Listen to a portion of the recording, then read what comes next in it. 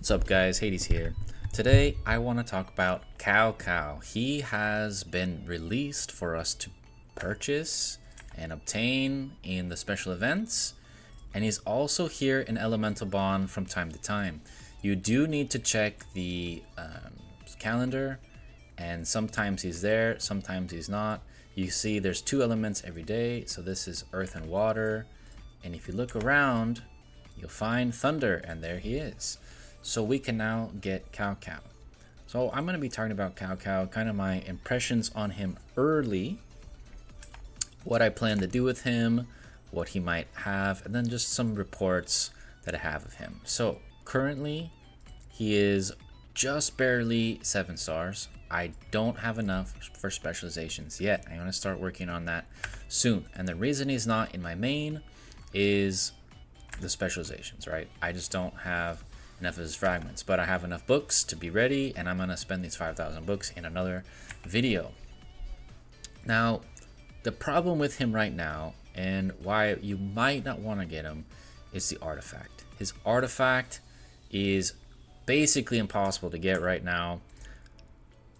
It's supposed to be in the new events, but it just isn't there, and it's not available in anything else. You can check here.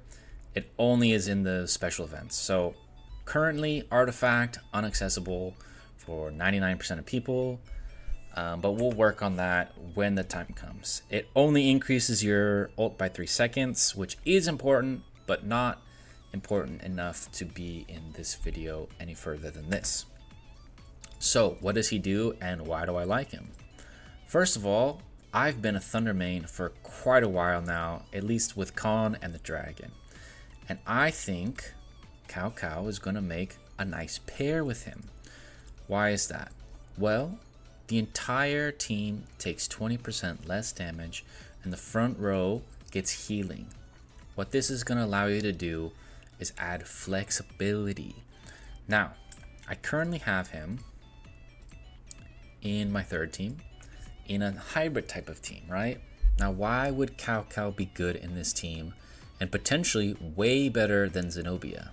Well, he gives the entire team defense, and he gives the front 2 heroes 170 healing every time they're attacked, which is quite a bit. And I have a report to kind of show you what the value is.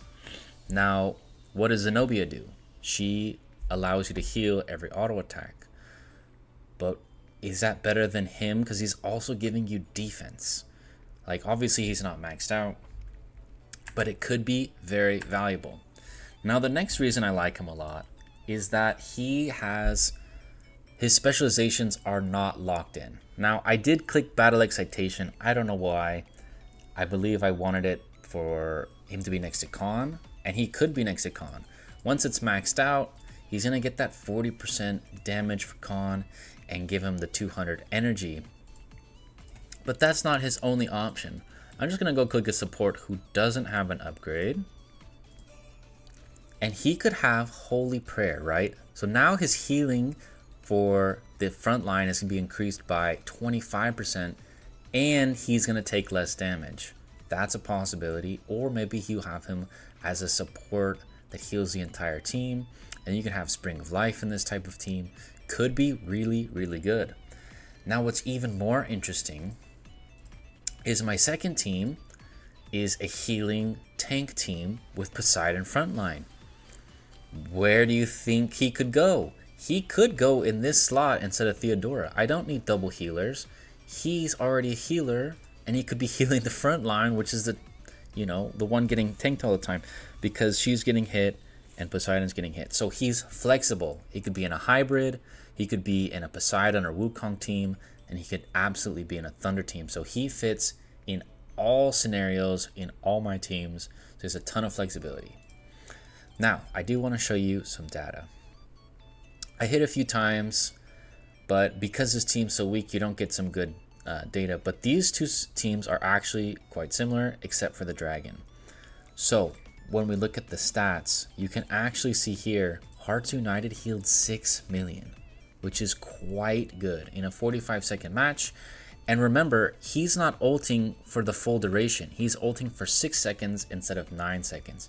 If he healed for more, or if his ult lasted longer, he would heal even more. Not to mention he has no specialization, which means he could heal even more than this, which is something to think about. Not to mention he's using a scrap artifact, which is not his own. So there's a lot to like about Cao Cao.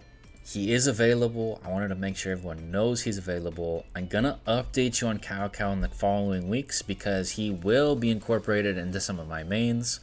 He's one of my potential future favorites. We'll see. I do like his design. I like what he's gonna do for me. And like I said, he's gonna be in a lot of my teams and have a ton of flexibility. I hope you guys are finding these videos really helpful. I love seeing all the messages that people have been sending me. Thank you for all the encouragement, and I can't wait to see you guys in the next one.